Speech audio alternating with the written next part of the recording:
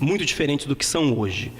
Então, na verdade, eu vou me permitir aqui duplamente frustrar as expectativas de vocês, mas trazer algumas impressões ainda sistemáticas para que a gente possa discuti-las. Isso também que eu vou apresentar hoje está baseado, em grande medida, num texto que eu publiquei na revista Escuta, um texto ensaístico, desse que você escreve meio que fecha o olho e bota tudo lá, meio sem se preocupar muito com se o que você está falando procede ou é verdadeiro ou não, mas é um texto que, para minha surpresa, teve uma certa repercussão e, enfim, a ideia é tentar transformar isso num projeto de pesquisa mais ambicioso. Essa discussão que eu vou trazer hoje, ela se insere numa série de interpretações do golpe que destacam a sua dimensão, para colocar em termos bem genéricos, de gênero. Então, os movimentos contrários à manutenção da presidenta Dilma no poder teriam um fundo sexista, esse fundo sexista estaria correlacionado a uma determinada articulação de uma direita religiosa, para usar um termo genérico que depois eu vou discutir com mais calma. Ou seja, você tem esse discurso presente em algumas análises de conjuntura, seja lá o que isso queira dizer. O que me motivou a organizar essa pesquisa? Primeiro, eu entendo que esse tipo de análise capta algo que me parece fazer sentido. Por outro lado, quando eu vejo as interpretações sobre por que isso aconteceu, ou seja, por que há essa dimensão de gênero no golpe, boa parte delas remete a uma determinada analogia. Dilma é uma mulher, a articulação política que a destituiu do poder é composta basicamente por homens, que formaram um governo composto basicamente por homens, e por aí vai, e está aí explicado a dimensão de gênero do golpe. Eu acho essa explicação tanto quanto simplória. Ainda que o golpe tenha uma dimensão de gênero, eu acho que a gente tem que considerar uma série de outras coisas. Primeiro, é fato de que boa parte das demandas presentes no parlamento que envolviam ou que articulavam questões de gênero recuaram durante todo o governo da presidenta Dilma. Então esse é um primeiro ponto. O segundo ponto é que essa articulação supostamente masculinista, talvez a maioria já não se lembre, mas apoiou com uma certa com certo ativismo, a eleição da presidenta Dilma em 2010. Eu não queria ser muito sensacionalista, mas você tem vários vídeos no YouTube, por exemplo, um do pastor Marco Feliciano fazendo um discurso de apoio à Dilma, em que ele, por exemplo, critica um jornal que acusou a Dilma de homossexual, por exemplo, algo que depois ele iria insinuar em outros discursos mais recentes. O pastor Edir Macedo, por exemplo, doou 10 milhões de reais à campanha da Dilma. Enfim, a posição dele é mais ambígua do que a do Marco Feliciano em relação ao governo. Mas, de todo modo, essas são apenas algumas evidências que eu acho que a gente tem que considerar quando a gente está fazendo esse tipo de interpretação.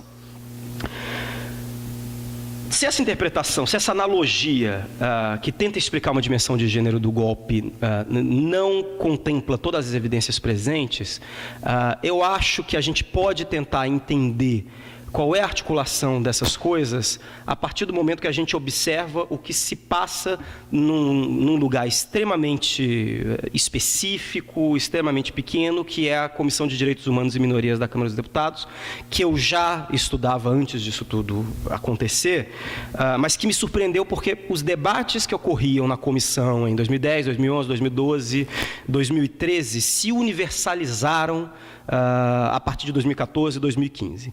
Eu tenho uma orientanda do nosso convênio do IESP com o CEFOR, que é a Marina, e a Marina trabalha com os debates sobre ideologia de gênero, e no início do ano passado, 2015, a Marina, enfim, como é uma orientação à distância, ela me telefonou e ela falou assim: Luiz, eu estou pensando em pesquisar uma coisa aqui que eu achei nas notas taquigráficas, que são os deputados que estão falando de ideologia de gênero. Mas ninguém nunca viu isso, então eu não sei se dá uma tese. Isso no início de 2015. Em meados de 2015, todo mundo já sabia o que era ideologia de gênero, qual era a articulação por trás disso. Hoje, eu imagino que todos vocês tenham já opiniões formadas sobre isso, etc. Eu estou contando essa história só para mostrar que foi um processo muito rápido, de um lado, e que, na verdade, não começou em 2015. Ele tem uma história anterior a isso, que eu acho que tem uma relação com a própria composição da coalizão do governo Dilma, com a própria história de como ele chegou ao poder, e com as decorrências que nós assistimos hoje. Bom, fazendo uma interpretação bem geral, o que eu acho que aconteceu? Eu acho que a Comissão de Direitos Humanos e Minorias acabou se tornando o lugar de encontro de duas alas opostas da coalizão do governo Dilma, que, de certo modo, foram acomodadas nesse espaço pela própria coalizão de governo, aí nem tanto o próprio governo Dilma, mas o próprio governo Lula. Então, se a gente pegar, sobretudo, o segundo mandato do governo Lula, se consolida a ideia de que a questão social, ou seja, os problemas das desigualdades sociais, da pobreza, da miséria, estava sendo resolvida com a política do Bolsa Família e a política de valorização real do salário mínimo. Isso, se a gente pensar num corte histórico mais amplo, suscitou uma série de críticas em relação à humildade ou aos limites desse tipo de política para um partido que se pretendia mais redistributivo do que isso.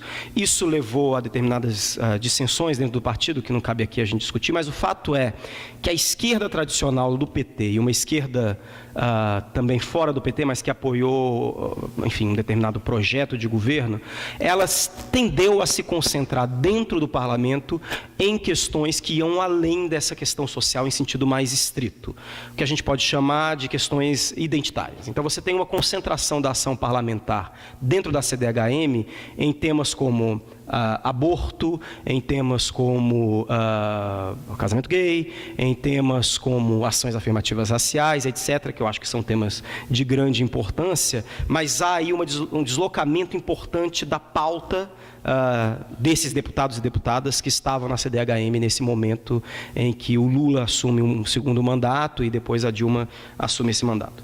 Paralelamente a isso, você tem desde o primeiro governo Lula um apoio importante do que eu vou chamar aqui de direita religiosa. Então, essa direita religiosa que forneceu, por exemplo, o vice do governo Lula, o Zé de Alencar, foi acomodada nesse governo e obteve, pelo menos da perspectiva dessa direita religiosa, obteve ganhos importantes durante todos os governos Lula e verbalizou isso. Então, o apoio que determinados grupos... Acho que tem que desligar aqui. Está desligado. O apoio de determinados grupos dessa direita religiosa à candidatura do que depois da então ministra da Casa Civil, Dilma Rousseff, reflete, de certo modo, uma ascensão social de determinadas camadas da população que essa direita religiosa reivindicava ser a representante, digamos assim. Em 2010, com a eleição da presidenta Dilma, você tem... Isso aparece, pelo menos na minha impressão, nos discursos que são feitos na CDHM, duas tônicas nos discursos desses dois grupos que lá estão presentes, que lá estavam presentes. Dessa esquerda, aparece a ideia de que chegou a hora de avançar nas questões identitárias de forma mais incisiva. Bolsa Família é uma realidade, aumento do salário mínimo é uma outra realidade, poucas pessoas vão contestar a validade disso, então está na hora da gente colocar pautas que seriam mais difíceis de serem colocadas em outros governos, uma vez que essa suposta hegemonia da coalizão que formou o governo teria se constituído. E da direita religiosa, você tem um discurso análogo, ainda que oposto, que é a ideia de que a direita religiosa forneceu a essa coalizão muitos votos e essa coalizão não dá uma contrapartida à altura desses votos que a gente conquistou para ela. Então, a CDHM acaba se tornando um campo de batalha desses dois grupos de parlamentares que viveram lá discutindo questões que até então os dois grupos de parlamentares consideravam marginais, e a partir do final de 2008, 2009, 2010, as expectativas em relação às demandas presentes nessa comissão se tornam maiores. Basicamente, eu vou trazer algumas das decorrências dessas expectativas crescentes e de como elas passaram a se chocar, sobretudo a partir de 2010. Então, pautas tradicionais dessa esquerda, que já estavam colocadas na CDHM, passaram a ser vistas como pautas contrárias aos interesses dessa direita religiosa. Enfim, antes de passar para esse debate mais específico, só uma questão conceitual. Eu tenho muitos problemas quando se fala em bancada evangélica, bancada pentecostal, bancada neopentecostal. Eu acho que esse tipo de nomenclatura, ela esconde articulações muito mais complexas. Por exemplo, você sempre teve no parlamento brasileiro católicos com uma atividade parlamentar muito importante, barrando iniciativas de forma muito efetiva, só que com uma ação parlamentar não pública, no sentido de não midiática.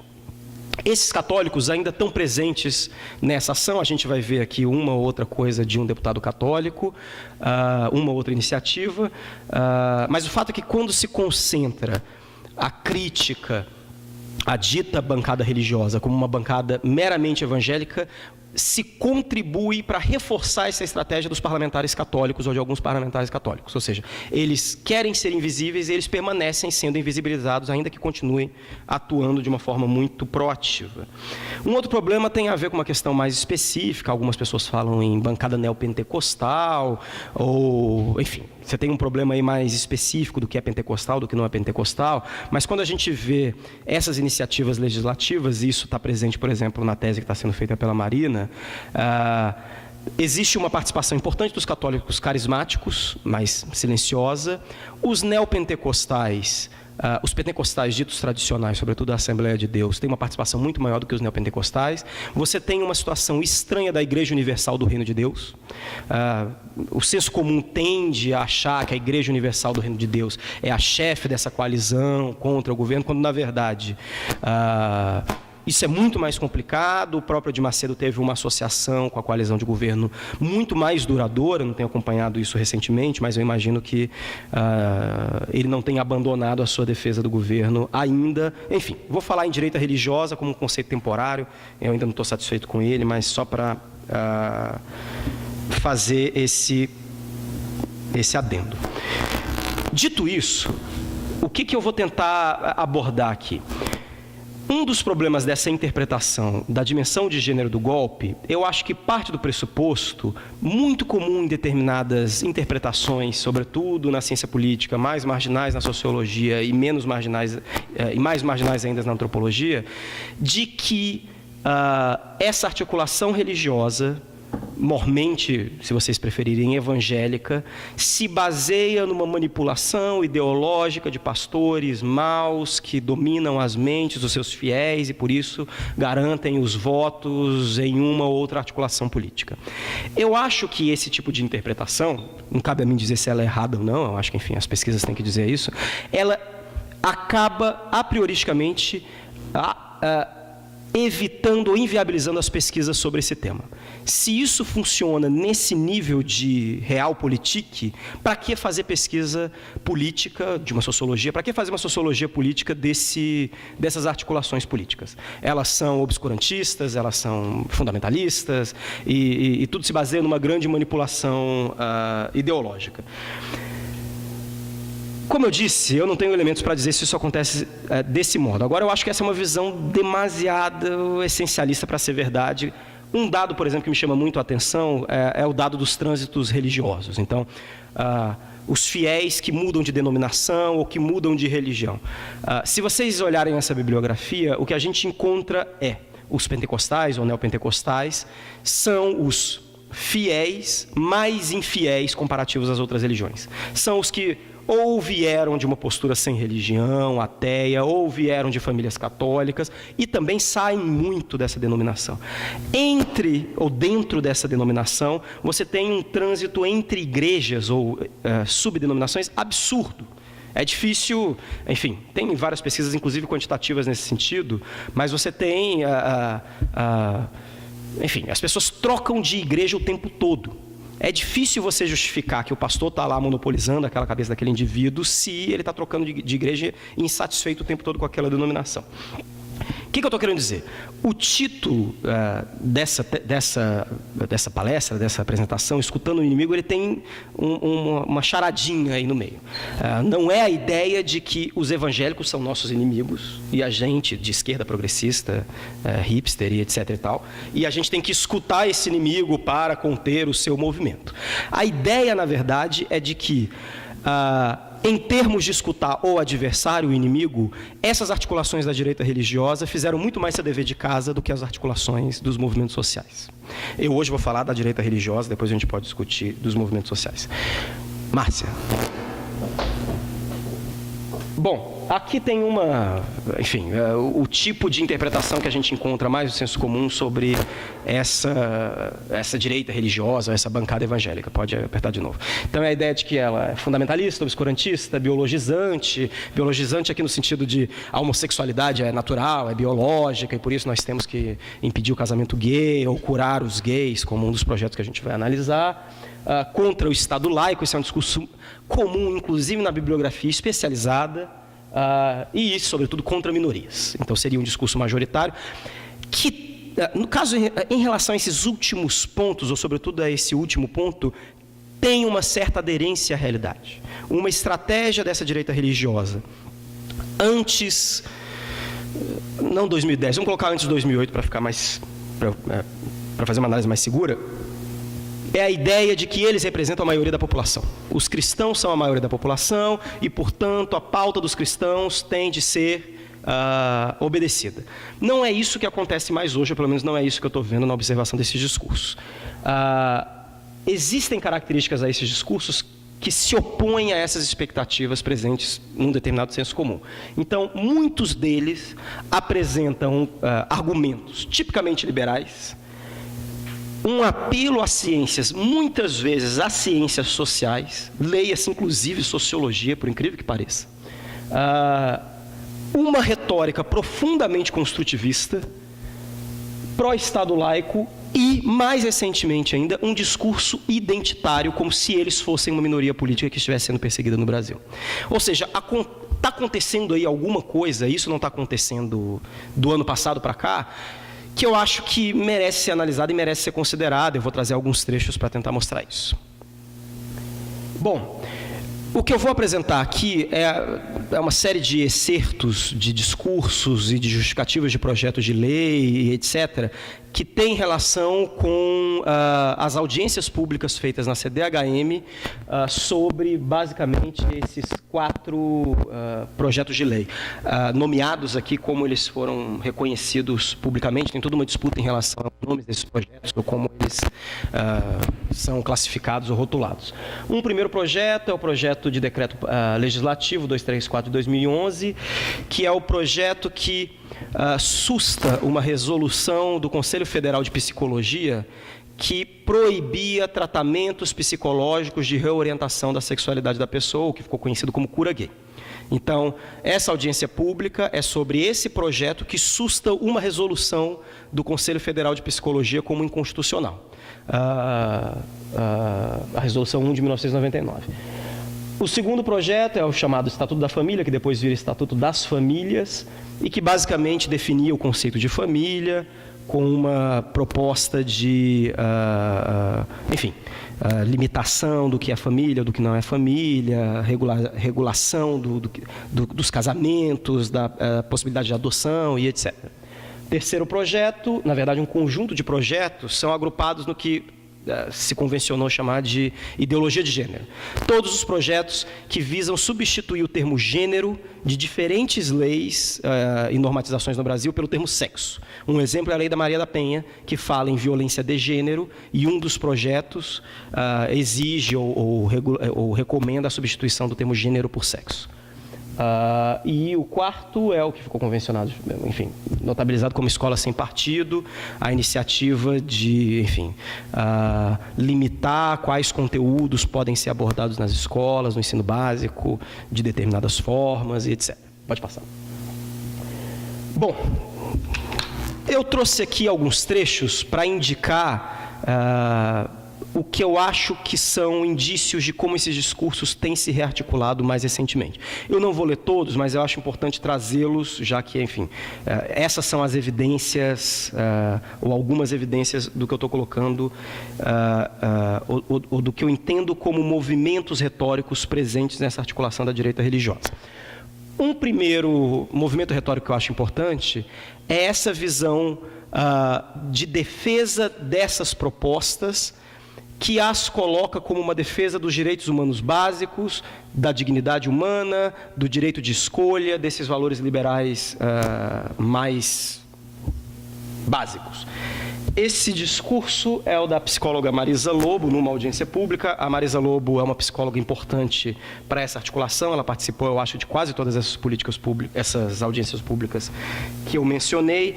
E ela defende, ela é crítica da resolução do Conselho Federal de Psicologia, que, em termos banais, proíbe os tratamentos de reorientação da sexualidade. Nesse trecho, que provavelmente vocês não vão conseguir ler, porque eu botei burramente em letra branca, mas enfim. E nem eu vou ler, porque eu sou cego e está escuro, mas enfim. Olha, se você quiser fazer isso para mim. A gente pode fazer um jogralzinho, daquela variada. A audiência está discutida por aqui. Nenhum homossexual pode ser tratado como doente, porque não é doente, porque não é incapacitante. O que eu vim discutir aqui é o que vocês discutem, direitos humanos. Esta é a minha bandeira, direitos humanos. O direito do cidadão desejar pessoas de mesmo sexo ou não desejar mais pessoas do mesmo sexo. Isso dá para ler, mas está mais ou menos. Ou não desejar mais pessoas. É porque isso daqui são notas taquigráficas. Posso ler, né? Se repete. Tem. E nós vamos... Mas é porque eu sou cego. E nós vamos ter que conviver com isso. Sejamos evangélicos, católicos, judeus, sem religião, não importa. Vamos ter que conviver com as nossas diferenças e respeitar as diferenças, ainda que não concordemos com esse comportamento. Então, é pelo direito de desejar que eu estou lutando aqui. Ninguém pode me impedir de desejar não desejar mais. É o desejo do ser humano. Como psicóloga, eu tenho que atender ao sofrimento psíquico do meu paciente. A bandeira direitos humanos não pode ser usada como uma arma ideológica das minorias contra as maiorias. Isso não é direito humano. Direito humano é para todos. Ou seja, aqui tem uma articulação importante da defesa do psicólogo de reorientar a sexualidade do tratado ou do seu paciente, que se articula apelando para o direito de desejar, não desejar mais, livre-arbítrio, etc. Eu poderia reproduzir esses trechos ad nauseam, mas são todos mais ou menos... Aqui tem uma outra dinâmica que é importante, que é uma convergência discursiva. Então, essa frase, o direito de desejar, não desejar mais, se repete. E tem uma outra coisa interessante que vai aparecer no final, que vai aparecer no final da apresentação, mas que já está aqui implícito nesse excerto, que é colocar os homossexuais que querem deixar de ser homossexuais como uma minoria. Então, uma adesão de uma retórica minoritária. Pode passar. Um outro dado que esse eu acho mais legal, que é o apelo a uma autoridade das ciências sociais para justificar as demandas dessa direita religiosa. E aqui, o primeiro excerto é um apelo à psicologia, ou à autoridade da psicologia, do digníssimo Silas Malafaia, e o segundo é um excerto de um projeto de lei do Eros Biondini, que é um católico carismático, quer dizer, não é um católico carismático enquanto pessoa, vem da denominação carismática do catolicismo, e ele cita um estudo feminista bem interessante. O de cima ou de baixo? O de cima, pode ser o de cima. Essa você tem que falar gritando, porque o Silas Malafaia fala gritando. Eita, não sei se eu vou dar conta, não. Escutem esta. Em pleno século XXI, a sexualidade é tabu na psicologia. Isto é, se um paciente tiver conflito acerca da homossexualidade e procurar o terapeuta, meu filho, assuma. Mas eu não quero. Se vira, mas eu não posso falar nada. Agora, quanto a Freud, que tanto vi na universidade e foi citado aqui, o pai da psicanálise, será que os senhores esqueceram parte dos livros? Ele faz um estudo de uma mulher homossexual e chega à conclusão de que ela tinha uma questão com a figura paterna. Está nos escritos de Freud, senhores. Manda botar na fogueira da Inquisição do Conselho Federal de Psicologia. Aqui tem um ponto importante. O Silas Malafaia, todas as vezes que ele vai numa audiência, ele é apresentado, ou a maioria das vezes é apresentado como pastor Silas Malafaia, e ele sempre interrompe a pessoa e diz assim, eu não estou aqui como pastor, estou aqui como psicólogo, porque ele é formado em psicologia. E ele, enfim, ele cita Deus e Jesus Cristo do mesmo jeito que a gente fala, Jesus, meu Deus do céu, o que isso quer dizer? Ele quase sempre traz referências da psicologia, que depois a gente vai ver mais um pouco uma delas. Agora, Eros Biondini. Apesar de ter suas raízes no feminismo socialista, a análise de gênero tem se tornado um discurso tecnocrático, dominado por pesquisadores, políticos e assessores, que não mais representam os problemas específicos da subordinação das mulheres.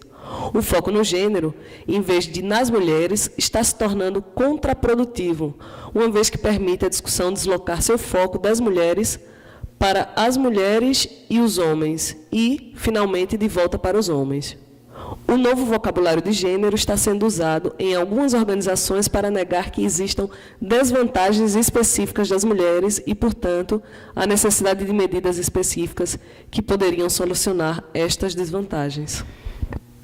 Essa é a discussão, esse é um trecho do projeto de lei, da justificação do projeto de lei, que defende a retirada do termo gênero da Lei Maria da Penha. Esse argumento é uma paráfrase de um artigo de 3 autoras feministas que criticam o uso da categoria gênero, porque a categoria estaria tirando o foco do problema das mulheres para colocar o foco no problema das identidades de gênero, que são plurais. Enfim, tem uma discussão importante sobre essa paráfrase, em que medida quais conteúdos se perdem da citação desse artigo feminista, mas o que importa aqui é que a justificação da retirada do conceito de gênero da Lei Maria da Penha remete a uma literatura associada ao que se chama hoje em dia de feminismo radical. Feminismo que defende que a distinção entre homens e mulheres importa para além das identidades de gênero das pessoas e por aí vai. Vamos lá, que meu tempo está curto. Esse é o ponto mais legal, o outro não era tão legal, não.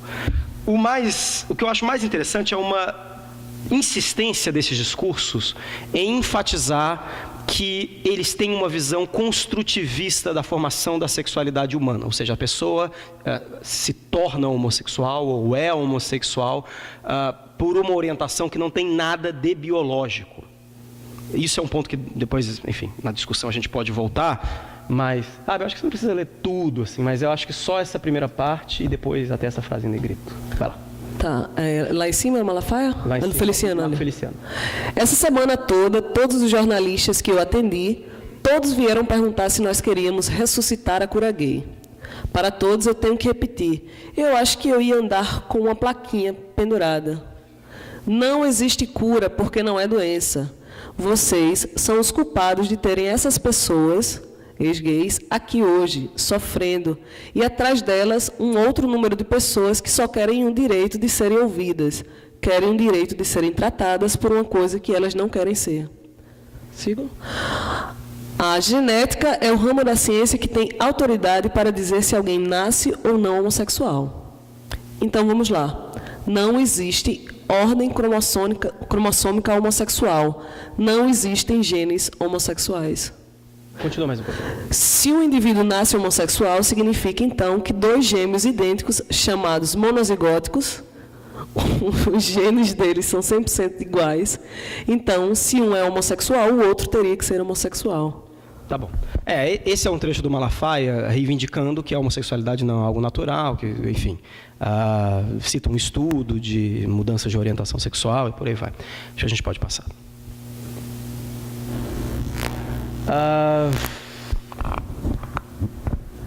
Quanto tempo eu tenho? 4 minutinhos. Bom, tá bom, obrigado.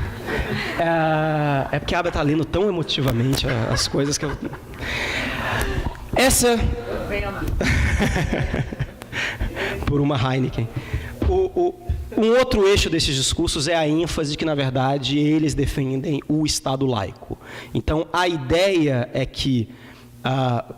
uma das ideias apela para o fato de que falar em ideologia de gênero nas escolas, que tem um elemento que merece ser mencionado, a partir de determinado momento, essa articulação para de falar em ideologia de gênero, porque não é ideologia, é teoria de gênero. Se é uma teoria de gênero, e isso é uma parte do discurso do Miguel Najib, que é um dos defensores da escola sem partido, se é teoria de gênero, ela deve ser discutida profundamente na academia, segundo as palavras dele, pela sociologia, pela antropologia. Mas se é uma teoria, é uma perspectiva teórica, ou seja, não é um consenso. Se não é um consenso, por que levar isso para o ensino básico? Leva-se uma teoria polêmica e se coloca em discussão para crianças de 7, 6, 5, 12, 15 anos.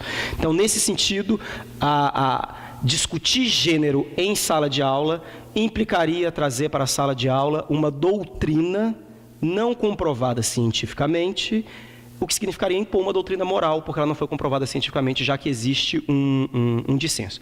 Além disso, tem um outro ponto que o Miguel Najib coloca, que eu acho também particularmente interessante, que é o seguinte: mesmo que a teoria de gênero se comprovasse cientificamente, o Estado não deve estabelecer nenhum compromisso com nenhuma teoria científica, ainda que comprovada.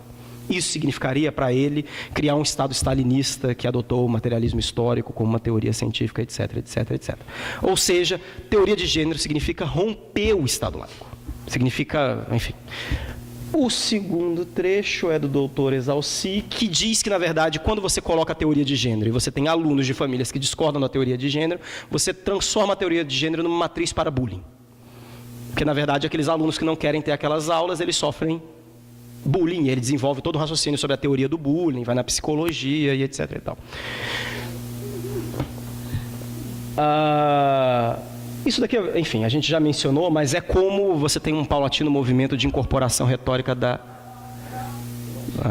a música é boa. Da retórica das minorias e de colocar os ex-gays como minorias. Dito isso, trazidas essas evidências com a locução da Ábia, o que eu acho que a gente pode tirar desse movimento, e ainda de uma forma, declaro, impressionista? Pode ir lá, Márcia. Primeiro ponto, um ponto já discutido na apresentação dele aqui, no texto que o Zé Soaco escreveu sobre o impeachment do Lugo, que é o fato de que a teoria de movimentos sociais foca sempre num movimento social, ou tende a focar no movimento social, perdendo de vista que as suas ações não se plasmam apenas pela sua ação em relação ao Estado ou em relação a uma determinada esfera decisória, mas que ela se pauta também em relação, em geral, a um contramovimento, a um outro movimento social que se coloca contra, enfim, esse movimento em tela. Então, no caso, se a gente está falando de movimento LGBT, se a gente está falando de movimento feminista, é difícil entender como essas articulações encontram eco ou não dentro da Câmara dos Deputados, sem considerar essa direita religiosa e como ela reage a isso. Um segundo ponto, em relação a esse ponto, que eu acho importante destacar, é que existe uma lógica de assimilação, de aculturação dessas retóricas dos movimentos sociais por parte desse contramovimento da direita religiosa. Então, não é que essas pessoas da direita religiosa um dia acordaram e falaram assim: eu preciso estudar minorias, eu preciso entender o construtivismo sociológico, Lepiterberg, Luckmann ou alguma coisa desse tipo. Esse discurso ele é incorporado numa lógica de diálogo em que, talvez por um momento inédito na história, esses dois grupos foram colocados nos mesmos espaços deliberativos. Há que se entender ainda o tempo e o escopo dessa aculturação, dessa assimilação discursiva. Será que essas articulações religiosas utilizam esses discursos em todos os ambientes? Elas passam a utilizar esses discursos a partir de que momento? Essas são questões em aberto. O segundo ponto é o que a gente pode chamar de um construtivismo estratégico, brincando com o conceito da Spiva aqui de essencialismo estratégico. Ou seja, os movimentos sociais ou as articulações políticas não só buscam se essencializar para ter mais peso. Então, nós mulheres, nós negros, nós da comunidade LGBT, etc. O que a gente poderia entender como um essencialismo estratégico. Vamos estrategicamente enfatizar o que temos em comum para ter mais peso político. Existe o oposto também. A ênfase num construtivismo estratégico. Nós não somos essencialistas, nós somos totalmente construtivistas, e é por isso que essa pauta está errada, essa pauta está certa.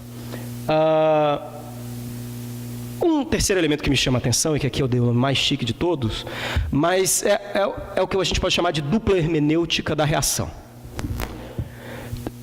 Dupla hermenêutica é aquele conceito do Giddens que a gente vê em Introdução à Sociologia ou não, mas é a ideia de que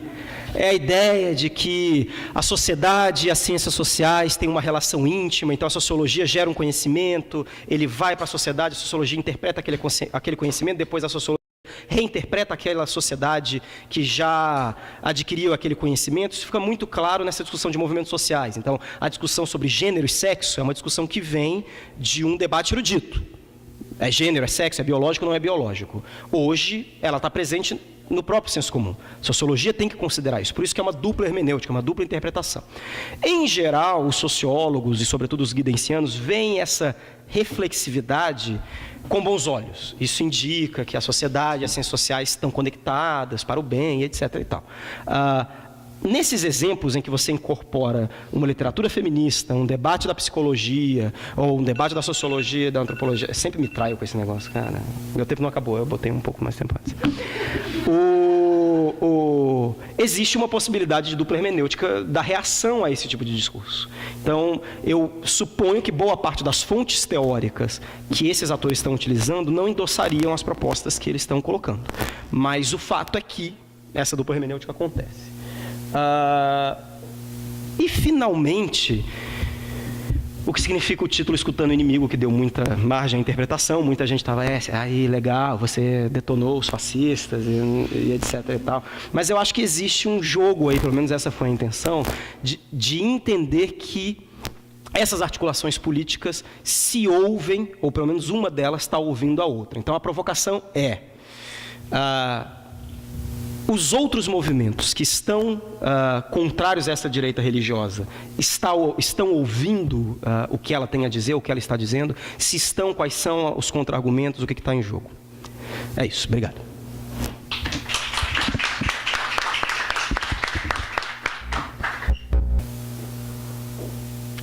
Bom, boa noite a todas e todos. Obrigada pelo convite de estar aqui. Com esses dois aqui, companheiros queridos de muitas aventuras, mas essa é a primeira vez mesmo que a gente senta numa mesa os três assim, né? Então, só nessa mesa. Não, câmera dispensa, não me lembra, não. E, assim, é sempre um desafio falar, né, com o Luiz Augusto, porque quando a Ábia pergunta se quer ser primeira ou quer ser segunda, a pergunta é, você quer ser ofuscada ou você quer ser anticlimática, né? Quer ser o anticlímax do negócio. E essa é sempre uma decisão difícil, né? Mas, então, eu resolvi ser anticlimática porque, na verdade, o Luiz falou, convidaram para falar sobre absolutamente qualquer coisa, isso me deixa em pânico, na verdade. Então, eu, como boa moça, eu fui lá e li a ementa e resolvi, agora que a Ábia falou em conversar, vamos conversar um pouquinho, estou investindo um pouco nesse sentido de conversar um pouquinho, então não tem PowerPoint. A outra coisa também é que eu já fiz 2 apresentações aqui esse ano, né? Então, a gente também, estou precisando de novas crises, de novos trabalhos de campo para começar a ter novas coisas para falar aqui. Mas, na verdade, então, o que eu vou tentar fazer aqui, né, é dialogar mais diretamente, num certo sentido, com a proposta da mesa, mas, como boa antropóloga também, vou começar a problematizar aqui a própria proposta da mesa, né? Ainda mais falando depois do Luiz, né? Bom... mas é isso mesmo, né? Assim, eu fiz 2 apresentações aqui esse ano, eu não sei quem estava em uma, quem estava na outra, então, na verdade, eu vou estar assim, também falando de muitas das experiências que eu já relatei aqui, só que desde esse outro ponto de vista agora, já um pouco a gente conversando aqui numa quarta-feira chuvosa, né? Já na última parte de um ano tão conturbado, né? Enfim, na ementa, né? Não sei se foi a Ábia, não sei quem foi, a discussão era que a gente falasse sobre democracia e cidadanias no plural em crise, né? E é claro que é muito claro de onde isso vem, do que está falando, do que isso se refere, né? A gente tem esse momento do golpe, dessa crise institucional, de uma série de coisas assim sem precedentes, né? A ementa também falava da gente pensar, né, em fazer um balanço dos avanços e retrocessos em termos dessas cidadanias e da democracia. Eu queria propor, talvez, uma coisa...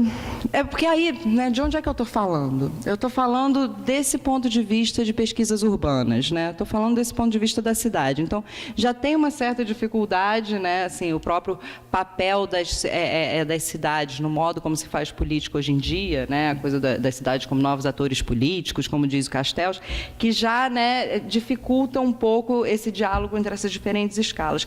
Mas eu acho que mais do que isso, quando você olha para isso do ponto de vista dos estudos urbanos e das teorias sobre a cidade, eu não consigo pensar em nenhum momento em que a retórica da crise não fosse algo totalmente constitutivo do modo como se pensam as cidades.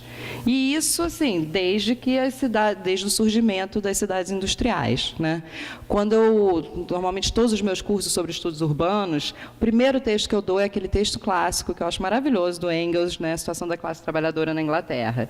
E aquilo ali é, assim, é como se fosse o Argonautas do Pacífico Ocidental dos estudos urbanos, né? Aquela primeira incursão de um cara ali tentando descrever uma realidade para a qual ele não tinha nem sequer um vocabulário, né? Então, você vê que as primeiras discussões sobre a vida urbana, elas estão falando sempre assim do caos, da crise, né, da anomia. É sempre tudo numa chave em que o que está em contraste, né, o que como se fosse, né, o outro desse mundo que se está descrevendo, é justamente uma certa vida em pequena escala. Já estou completamente romantizada, né? Mas aí, ó, eu não trouxe PowerPoint, mas eu tenho uma citação aqui no meu celular, tá?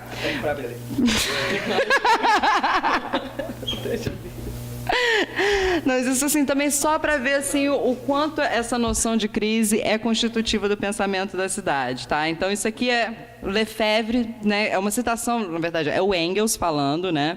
Mas é o Lefebvre citando o Engels para falar exatamente dessa noção de crise, né? E o Engels diz o seguinte: uma sociedade não pode existir sem crise da habitação, quando a grande massa de trabalhadores só dispõe exclusivamente do seu salário. Quando crises industriais violentas e cíclicas determinam, de um lado, a existência de um amplo exército de reserva de desempregados e, de outro, lançam momentaneamente na rua a grande massa dos trabalhadores. Quando estes são amontoados nas grandes cidades, e isso a um ritmo mais rápido do que a construção das habitações nas condições atuais. Quando, enfim, o proprietário de uma casa, na sua qualidade de capitalista, tem não apenas o direito, mas, numa certa medida, o dever de extrair da sua casa, sem escrúpulos, os mais elevados aluguéis. Numa tal sociedade, a crise da habitação não é um acaso, mas uma instituição. E eu acho que é assim, né? É um momento assim inicial. E se você volta para qualquer texto clássico que fale sobre as cidades, que tente construir as cidades como objeto de pesquisa, a noção de crise vai estar ali assim central. Então, né? Como é que a gente consegue pensar os limites temporais ou espaciais dessa crise? Então, eu acho que essa é uma primeira problematização que vale a pena fazer, né?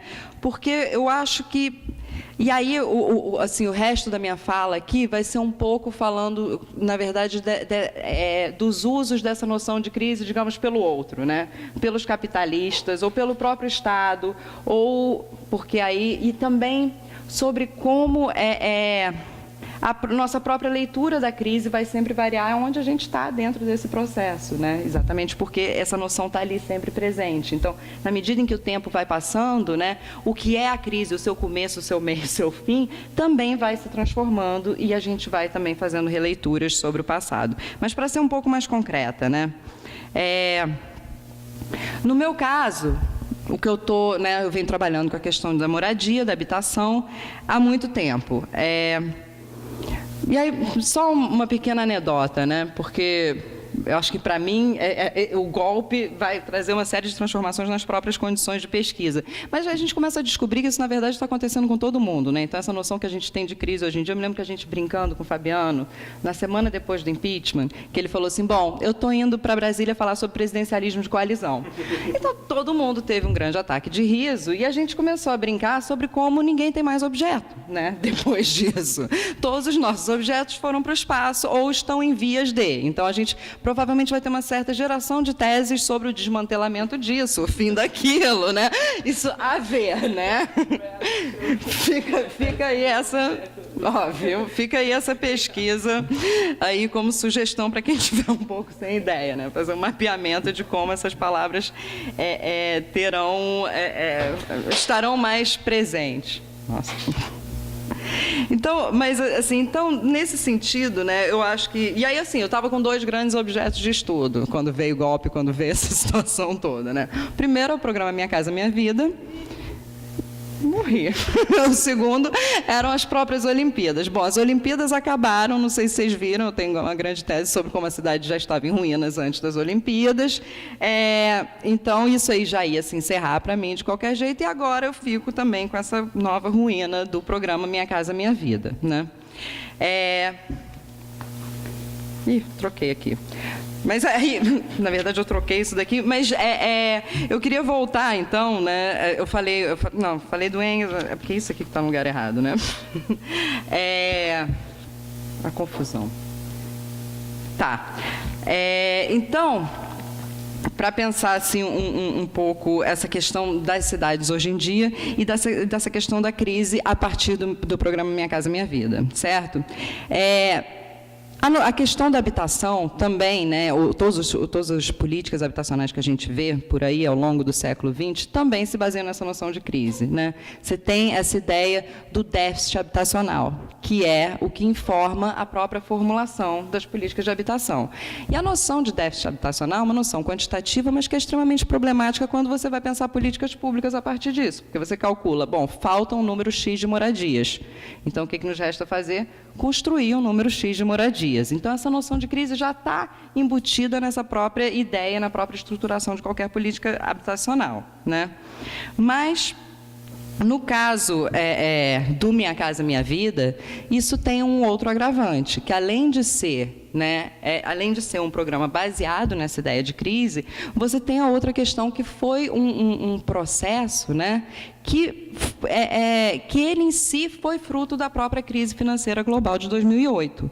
Então, o que a gente tinha foi o Ministério das Cidades, que foi instalado na semana que o Lula tomou posse, né? Que eu me lembro que tinha uma frase até muito engraçada que eu gostava de citar, do Márcio Tomás Bastos, né? Que ele, quando o Ministério das Cidades foi criado, que ele dizia assim, olha, a regularização fundiária vai ser a medida social que vai fazer a máquina do capitalismo girar, né? Não é possível que as pessoas não tenham acesso a crédito formal porque suas casas não estão no mercado formal. Então, isso aí, na verdade, também, né, é uma fala, né, em torno de uma solução para uma certa crise, mas que, muito parecido com o que o Luiz estava falando, na verdade, é uma fala que é muito parecida com uma fala conservadora, por exemplo, do Hernando de Soto, né, que é um peruano que defendia exatamente isso, que a solução para a América Latina era você promover a regularização fundiária, porque você teria um empreendedor, né, dentro de cada favelado que estava sendo impedido, né, de entrar nos circuitos formais. Então, o Ministério das Cidades começou, né, e você teve um longo processo de debates, de consultas públicas, para elaborar uma política de habitação, que é aquela, né, essa coisa que a gente conheceu, conferências, e falas, e consultas e tal. Aí veio a crise de 2008. Aí o que acontece? A primeira coisa que acontece é que, bom, não no Ministério das Cidades, mas no Ministério do Planejamento, a partir de conversas com empreiteiras, com empresas da construção civil, se desenha o programa Minha Casa Minha Vida. E se desenha o programa Minha Casa Minha Vida, né, justamente e explicitamente como uma medida contracíclica para alavancar a economia. Como é que você vai fazer isso? Aquecendo a indústria da construção civil. A gente já ouviu isso antes. BNH tinha justificativas muito parecidas, né? Então, o que acontece a partir dessa discussão da crise, né? Atropela-se todo esse processo de participação, o processo democrático, das consultas, em que você tinha pessoas que, inclusive, eram referências bibliográficas fundamentais sobre a questão da habitação nos anos 60 e 70, e você substitui isso por esse programa que, como diz a urbanista Lúcia Chimbo, né, produz produz, na verdade, uma habitação social de mercado. Em que sentido? Né? No sentido de que todas as decisões que importam ficam nas mãos das construtoras. A prefeitura, né, ou aos governos do Estado, mas normalmente às prefeituras, ficava apenas a tarefa de aprovar, né, o projeto ou o terreno onde isso seria construído. Bom, essa habitação social de mercado, ela funciona a partir, né, são empresas que têm capital aberto, então elas estão, né, no fundo, elas têm como, né, objetivo último o lucro, e o programa foi construído de modo que acertava-se que cada uma dessas construtoras ganharia um valor X por unidade habitacional construída. Né? Em que isso implica? Isso implica que está completamente entregue para o mercado a localização e a própria forma dessas moradias que serão construídas. Então, por exemplo, quais são as duas maiores, né, os dois modos mais fáceis de se cortar custos, nesse caso, quando você está produzindo moradia, que não é uma mercadoria qualquer? A primeira seria com a compra dos terrenos. Então, os terrenos mais baratos são aqueles terrenos mais distantes do centro da cidade, lei do mercado, certo? Qual é aquela coisa bem americana, né? Qual é a lei do mercado imobiliário, né? Quais são os princípios, o que importa, né? A localização. Então, os terrenos mais baratos que permitiriam aumentar a margem de lucro das construtoras são os terrenos que são localizados mais longe, são os terrenos em que você não tem acesso à infraestrutura, em que você não tem acesso a serviços, em que o sistema de transporte ainda é fraco. Então, essa periferização, né, dessa moradia popular, apesar de ser a casa própria, foi uma das coisas, né, em que nós batemos no Minha Casa Minha Vida. Ao longo foi o meu esporte favorito, talvez, entendeu? Entre 2009 e 2014, era exatamente denunciar todas essas coisas que Minha Casa Minha Vida fazia.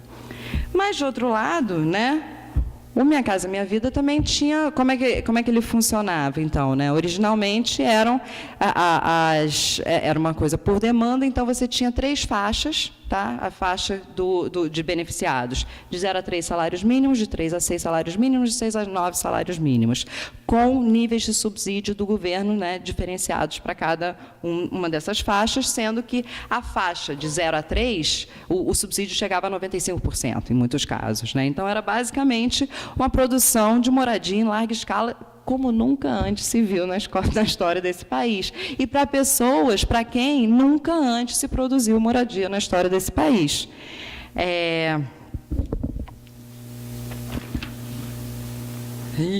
Estou fazendo uma confusão aqui. E aí, ou seja, e as famílias, então, se cadastravam e haviam sorteios, né, porque, obviamente, que a demanda era muito maior do que se era capaz de produzir.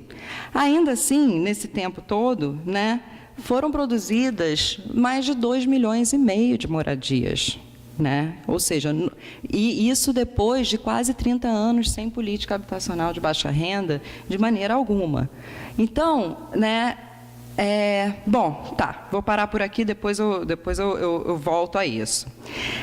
A segunda questão, né, que também me fez bater muito no programa Minha Casa Minha Vida e na própria retórica de crise, que é constitutiva do modo como ele acaba sendo implementado, veio aqui, aí estou falando particularmente do caso da cidade do Rio de Janeiro, né, e com o que aconteceu como o Minha Casa Minha Vida foi acoplado a um certo dispositivo que passou a funcionar para facilitar as remoções, digamos, né, totalmente ligadas à Olimpíada. Então, isso aconteceu como? Né, que é uma história também que é muito pouco contada, eu sei que eu sempre conto essa história aqui, mas porque eu acho que é uma dessas coisas da história recente da cidade que a gente ainda vai sofrer as consequências durante algum tempo, principalmente dada, né, essa crise recente, ou seja, essas coisas que aconteceram recentemente, inclusive o golpe e tal, que é o seguinte... Na primeira semana de abril de 2010, né, logo antes das chuvas, uns 2 dias antes da chuva, o governo federal, né, o Ministério das Cidades, tinha passado uma nova portaria que ajustava, né, como priorizar essas famílias cuja demanda era muito maior do que a oferta possível, né, de habitações construídas no âmbito do programa.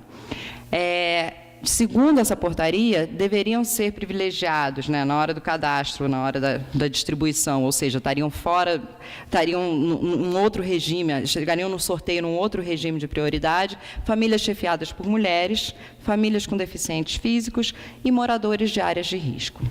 Tá? Isso uns 2, 3 dias antes de vir aquela chuva, né, que não sei se vocês vão lembrar, mas que morreram mais de 50 pessoas no Morro do Bumbo, em Niterói, que morreu uma galera no Borel, morreu uma galera no Morro dos Prazeres, aquelas imagens assim horríveis que apareceram no jornal, com aqueles corpos, aquela coisa toda uma comoção que, de novo, é uma crise, é uma emergência, né? Então, o que acontece? Aproveitou-se, né, essa história da área de risco para que a prefeitura conseguisse acelerar os processos de remoção. Por quê? Porque essas pessoas teriam prioridade ao acesso ao apartamento via Minha Casa Minha Vida, então, logo, elas, você criou esse dispositivo em que o próprio governo, né, em muitos casos o governo do Estado, passou a comprar conjuntos inteiros, ou seja, o governo federal subsidiava, o governo do Estado depois comprava o conjunto inteiro para distribuir para os desabrigados das chuvas de 2010. Né? É claro que, diante de toda essa comoção, o que você está vendo é uma, né, observação, as pessoas estão observando o direito à moradia, mas o que a gente vê é que, de novo, né, esse discurso da crise faz com que você atropele uma série de procedimentos que fariam parte do Estado democrático. Então, a partir daí, ficou muito mais fácil para a própria Prefeitura do Rio de Janeiro fazer remoções. Você cria um dispositivo de remoção acanetada. Pior do que isso, né? Que aí a gente começa a tentar descobrir, então, como é que isso acontece, né? E aí, mais uma vez, o que a gente vê é que esse discurso da crise está servindo a quem? Está servindo às grandes construtoras. Porque ali mesmo, em 2010, a Concremat, que é a firma que construiu aquela maravilhosa ciclovia Tim Maia, que desabou em abril de 2010, ela se beneficiou imediatamente num processo que dispensava licitações, né, em que ela era quem avaliava quem morava em área de risco e quem não morava em área de risco, né? E esse mesmo procedimento com outras construtoras aconteceu em 2011 com as chuvas na Serra, né, Teresópolis e Friburgo. Então, isso tudo, na verdade, essa historinha está super bem contada num artigo lá da agência pública, né, que é sobre a própria Concremat, sobre todos os contratos que ela tem. Assim, eles fizeram realmente um trabalho de jornalismo investigativo incrível.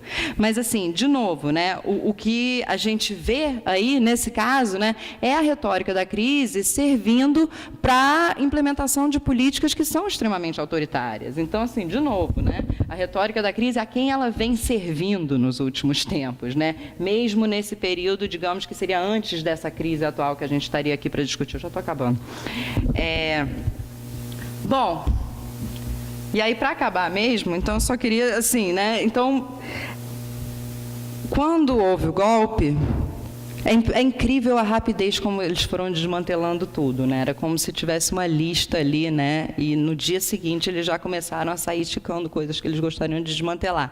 Uma das primeiras coisas que caiu foi uma dimensão do Minha Casa Minha Vida, que era o Minha Casa Minha Vida Entidades, né? Que tinha um potencial muito interessante, porque, né, o crédito, nesse caso, ia para grupos ou associações que poderiam construir suas próprias casas, né? Não no sistema de mutirão, mas num sistema, né, do próprio associativismo estar funcionando e das pessoas conseguirem, né, bypassar, inclusive, todos esses problemas de desenho, da questão do terreno, de tudo isso que eu venho descrevendo até aqui.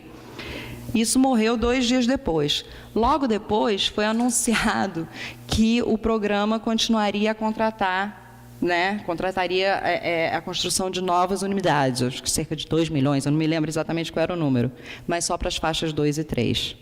Então, aquela faixa 1, de 0 a 3 salários mínimos, que nunca antes na história desse país, para a qual nunca antes na história desse país se havia produzido moradia, nunca mais na história desse país parece que vai se produzir moradia. Então, na verdade, né, assim, tudo isso, né, só para dar uma problematizada nessa própria noção de crise, né? Porque quando a gente pensa assim, né, o que aparece de imediato é que são medidas de exceção, são medidas complicadas que se pode tomar, que a gente pode bypassar certos procedimentos que talvez sejam fundamentais. Ou seja, em certa medida, talvez a própria noção de crise aprofunde essa crise que a gente está tentando discutir aqui.